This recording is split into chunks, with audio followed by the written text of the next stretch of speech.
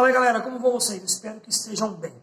Esse vídeo vai ser para a gente falar um pouquinho sobre uma habilidade que tem a ver com a tolerância à frustração, nosso foco e a determinação das pessoas, né?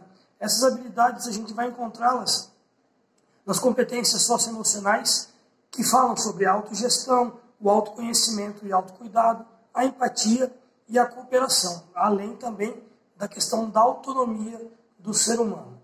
Para que a gente fale sobre essas competências socioemocionais, eu achei que seria razoável se nós usássemos uma linguagem bem tranquila e bem próxima ao nosso dia a dia, para que a gente conseguisse falar como é que eu posso lidar com a frustração, como é que eu posso lidar com essas questões chaves, sem ter que me valer de grandes ensinamentos ou psicológicos ou filosóficos. Mas, mesmo assim, eu vou usar a obra de um cara que vai ajudar bastante a gente a lidar com essa questão da frustração, manter foco e ter determinação nas nossas ações.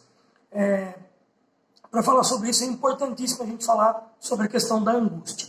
A angústia, segundo o filósofo contemporâneo nosso, André Comte-Sponville, ele vai dizer que a angústia ela é tão importante quanto é o espanto para o Aristóteles. O Aristóteles, vocês podem ver no meu vídeo aí, sobre o início da atividade filosófica, ele acontece com o espanto, o estranhamento da coisa.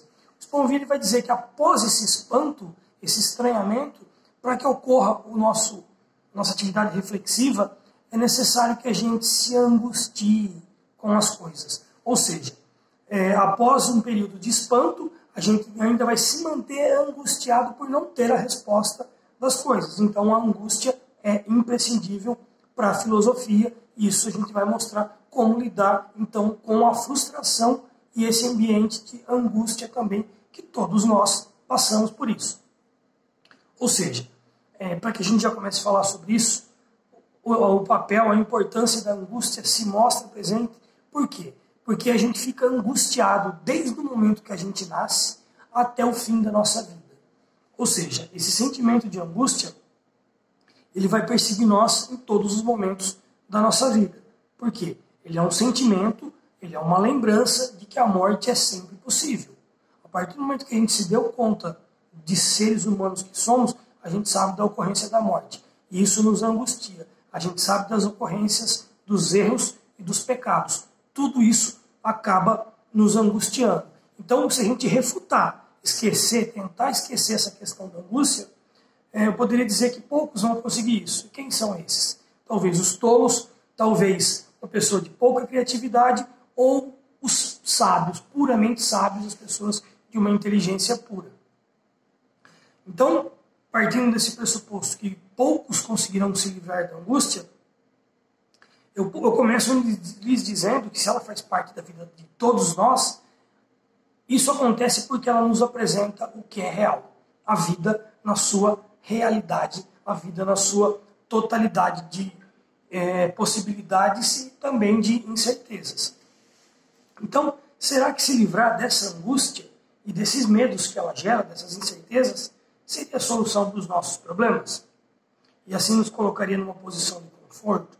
Bom, e além do mais, fazer isso, se livrar dela a qualquer preço, pode fazer qualquer coisa para se livrar da angústia o mais rápido possível?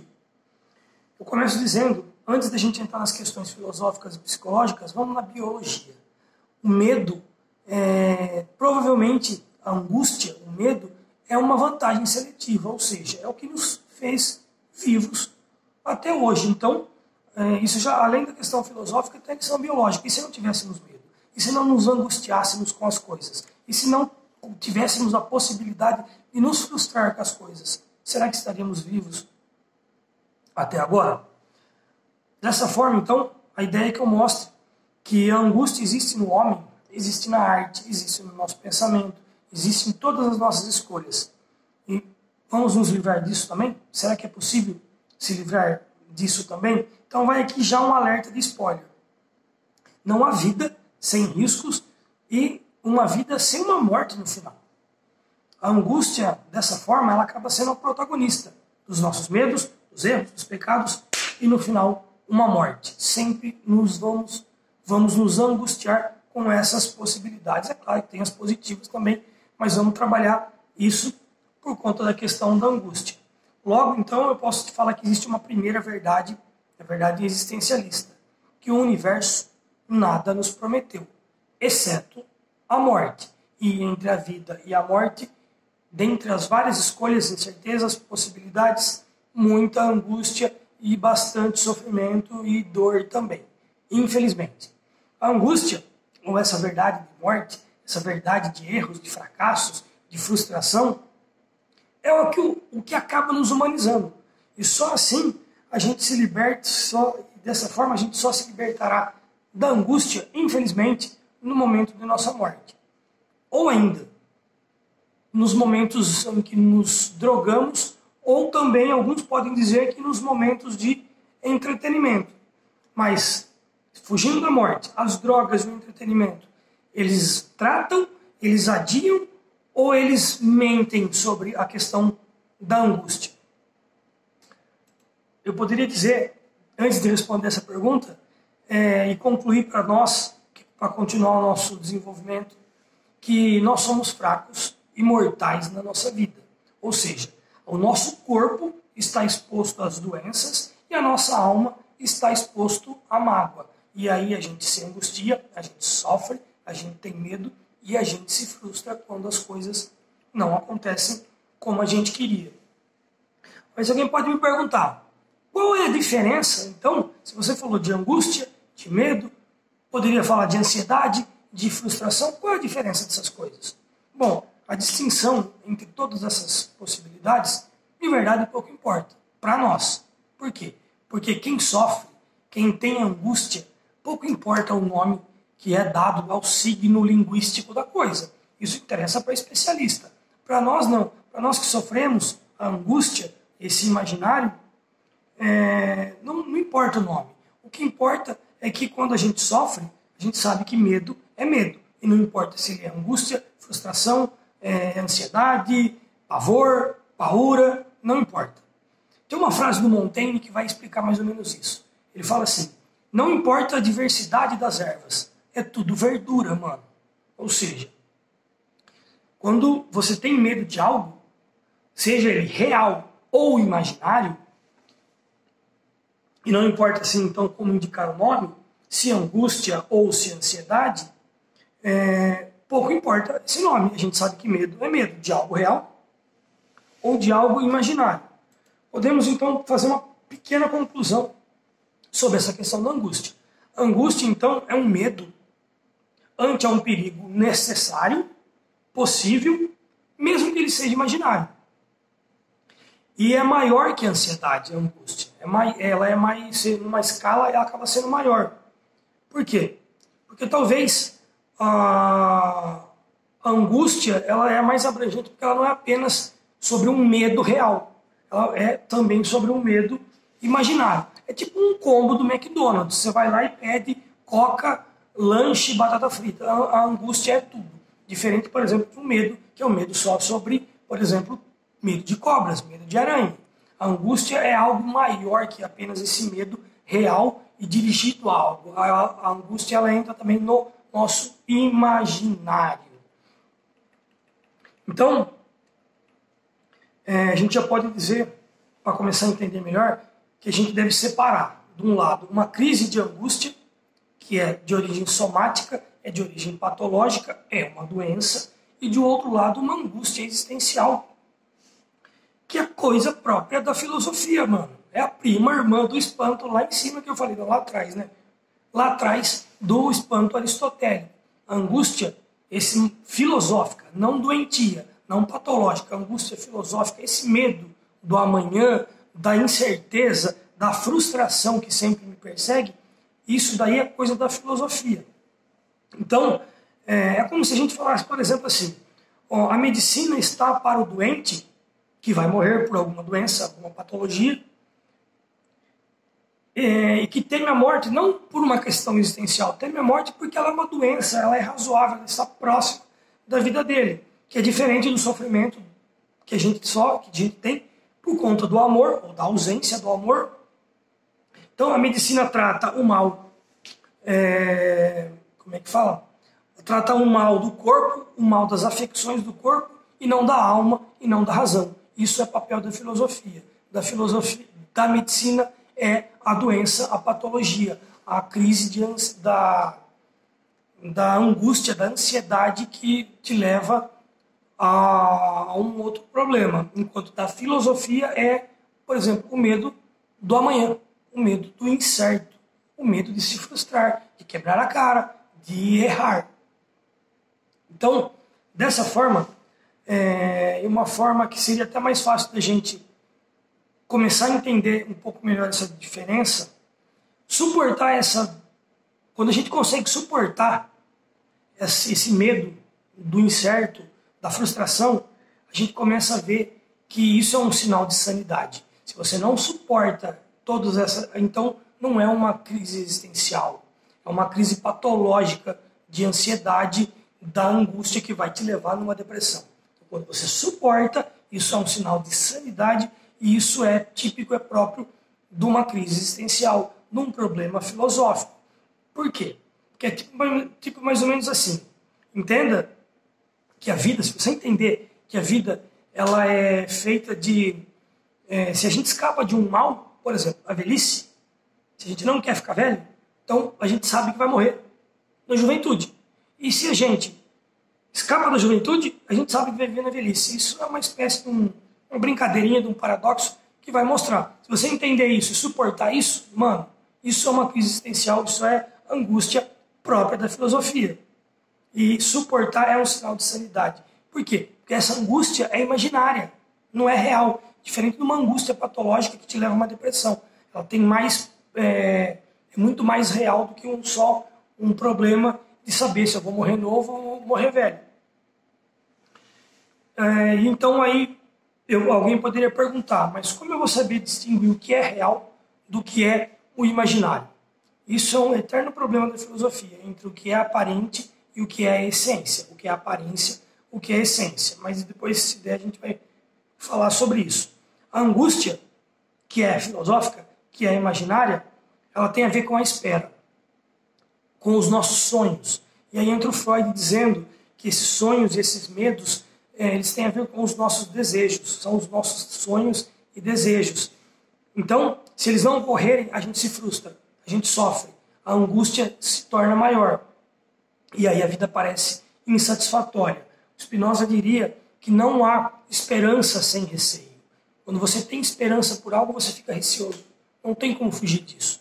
Por quê? Porque é incerto. Não sabemos o que pode acontecer pela frente. Agora, de outra forma, a gente está falando do futuro.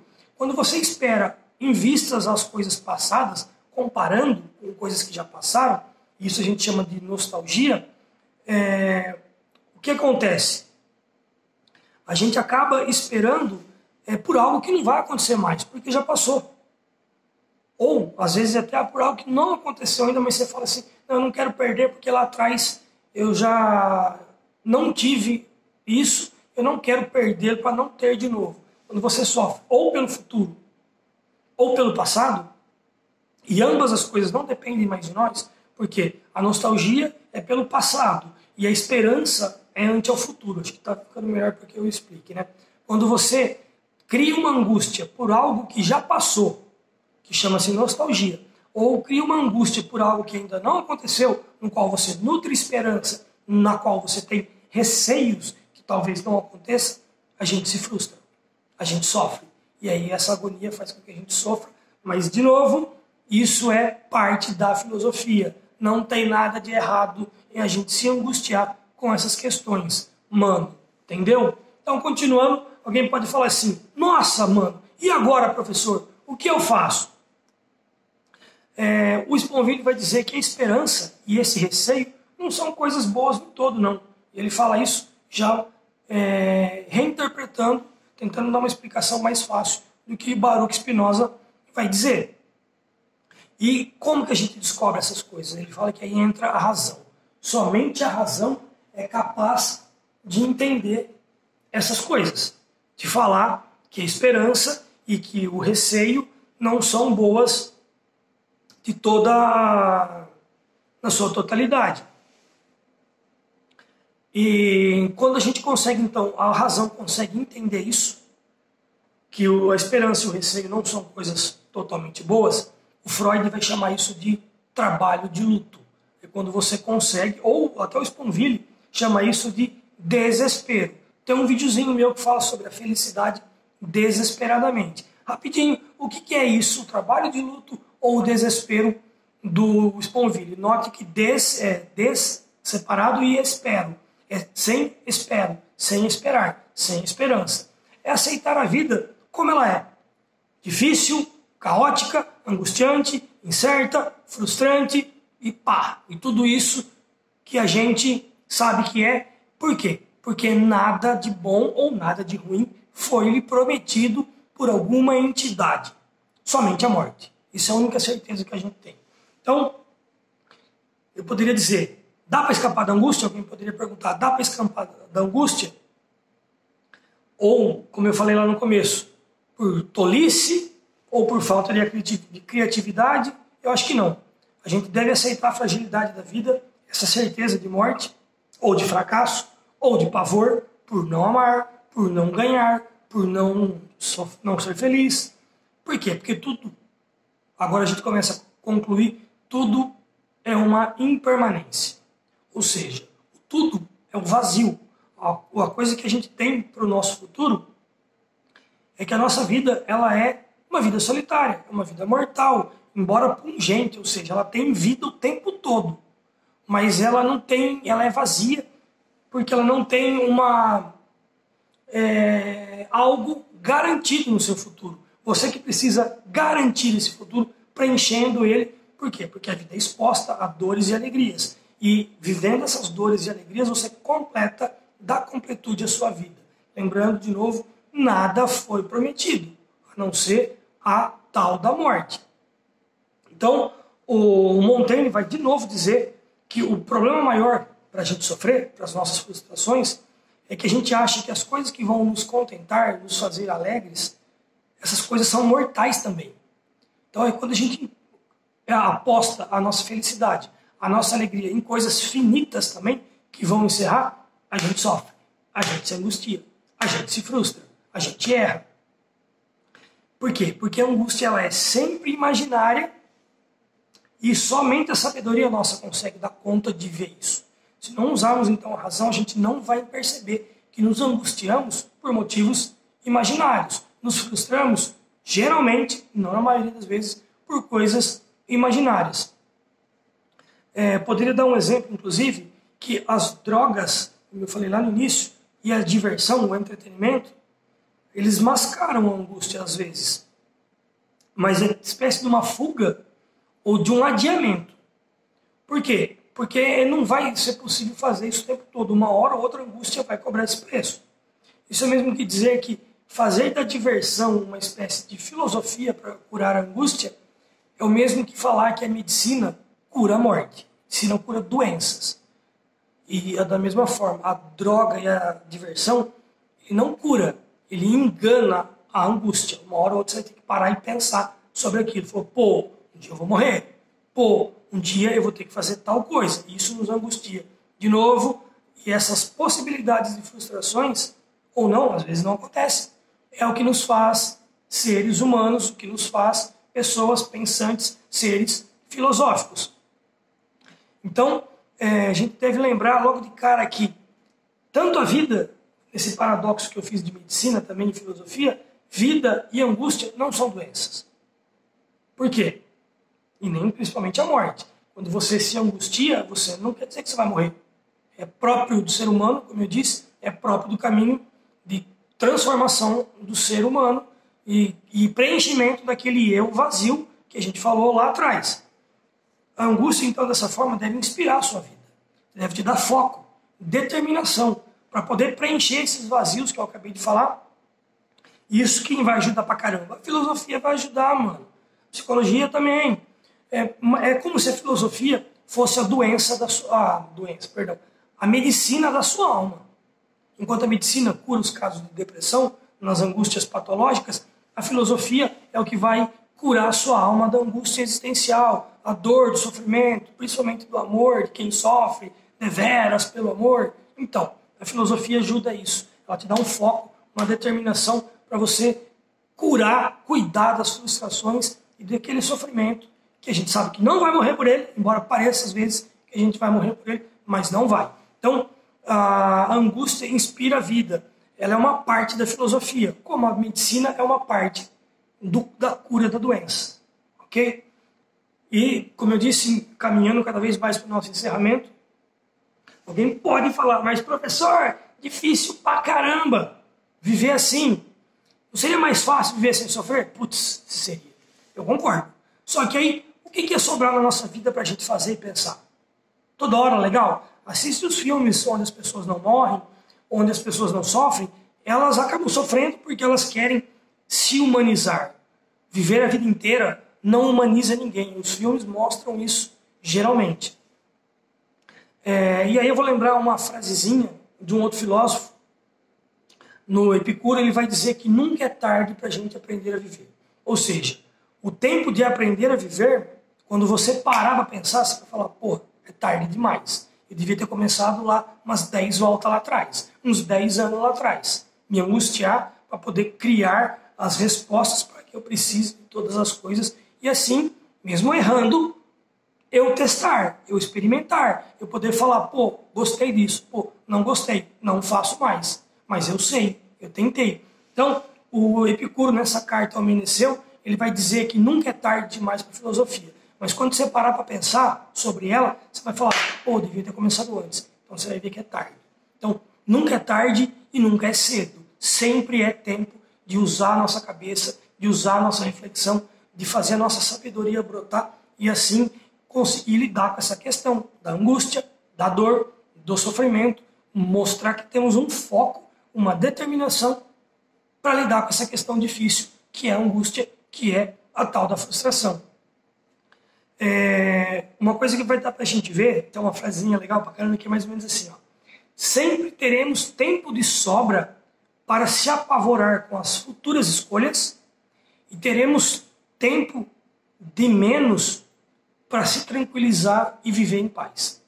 Esse é um grande problema da angústia. A gente tem tempo de sobra para sofrer com o que já passou e, se for ver, temos pouco tempo para absorver tudo isso e viver bem e ter uma vida tranquila, legal.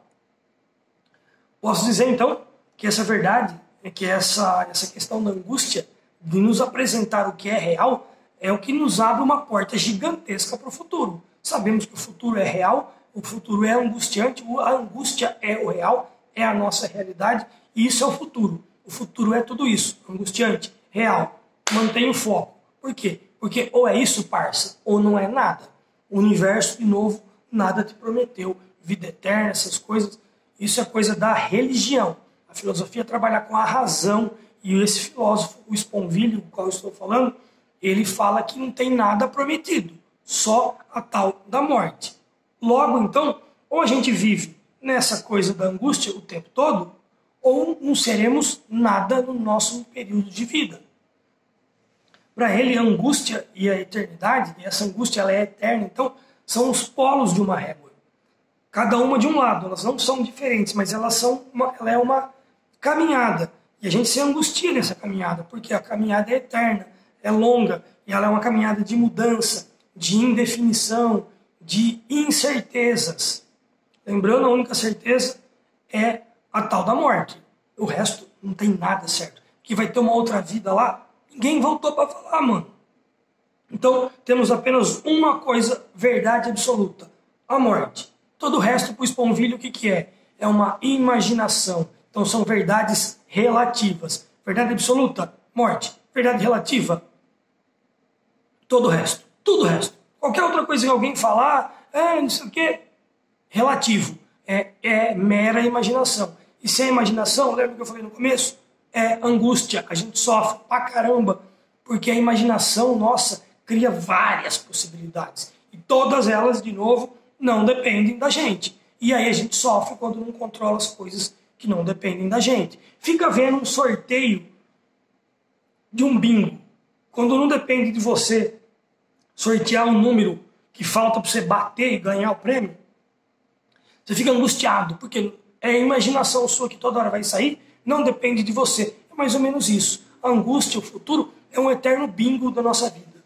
A gente nunca sabe se vai sair a pedra preciosa, premiada, que eu vou gritar, bingo! Ganhei aqui, parça. Passa o carro para cá. Então, o real que se abre, essa porta do futuro, é incerto, é o vazio. E se nós não preenchermos ele com foco, determinação, fé em coisas reais, a gente acaba sofrendo o tempo todo na nossa vida. É angústia pra caramba, é frustração demais os esqueletinhos que nós somos. Concorda comigo? Nossa alma é fraca. Então, para encerrar mesmo agora a conclusãozinha nossa, dor e angústia não tem jeito. É o real, mano. É o que há. É a essência das coisas. Todo o resto é aparência. Se você entender isso, isso vai te salvar. Porque isso é a verdade, isso é sabedoria, vai salvar a sua vida enquanto você viver. Sabedoria é a aceitação do real. O real é angústia. Não negue. Não ache que isso não existe. Não o engane. Não se entorpeça diante do real. Não negue a angústia. Essa é a única natureza da salvação.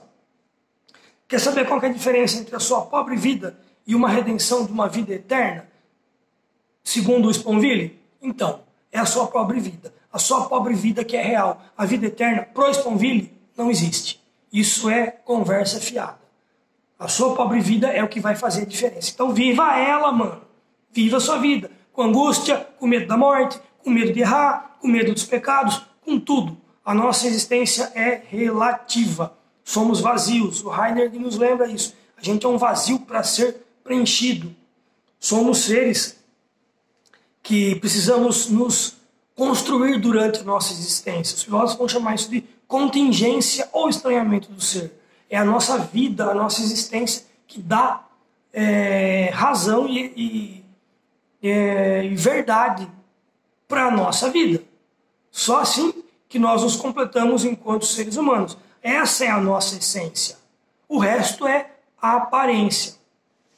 Então, a gente só vai conseguir superar a angústia vivendo a angústia. E ela só é superada de verdade na morte. A não ser que você seja gênio ou um sábio, e eu desconheço essa sua capacidade.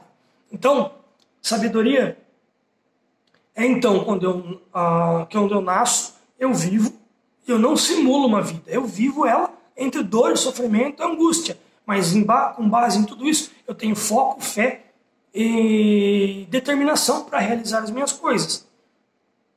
Isso, então, é possível porque eu consigo me afastar das ilusões. É um afastamento, mesmo que momentâneo, do meu ego, do meu ser. E quanto mais eu me afasto desse ego, ou dessa vontade de querer tudo, de poder tudo, de achar que tudo me é possível, quanto mais eu consigo fazer isso, mais eu me salvo.